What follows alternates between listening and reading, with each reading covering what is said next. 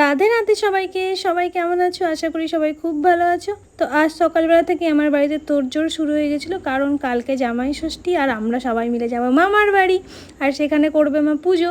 তো তার জন্য এখানে সব সরঞ্জাম রেডি করছিল। তো মা এখানে তোমার ক্ষীরের মাছ, আনারস, প্রজাপতি এইসব তৈরি করছিল। তো বেশ অনেকগুলোই দেখো তৈরি করে নিয়েছে। আর আমি এই শয়তানটাকে নিয়ে একটু বদমাশি করছিলাম, বেচারাকে রাগিয়ে টাগিয়ে একদম ভূত বানিয়ে দিয়েছিলাম। তো তারপরে সবাই তো কাজ করছিল, আমি আর কি ফাঁকি পাই। তো আমাকেও মা কাজ দিয়ে দিয়েছে। তো এর আগের দিন যে মেহেন্দির পাতা তুলতে গেছিলাম তো পাইনি, সেটাই কাকিমা তুলে রেখেছিল, ওটা নিয়ে এসেছি। আর এই দেখো এত এত দুব্বো তুলে নিয়ে এসেছি। তো এগুলোকে সবগুলোকে এখন বাছাই করা আমার কাজ। তো আমি সেই কাজেই করে নিই।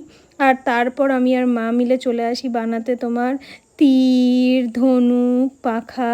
আর এই যে লম্বা লম্বা কাঠিগুলো দেখতে পাচ্ছ, এগুলো দিয়ে পালকি তৈরি করব। তো ওটা কালকেই তোমাদের সাথে দেখাবো। আর আমি যে মেহেন্দিটা ছিল ওটা পরে নিয়েছি, মানে পাতাগুলো বেটে। আর এদিকে মা যাওয়ার জন্য সবকিছু রেডি করে দিচ্ছিল। চলো তাহলে আজকের মতো টাটা।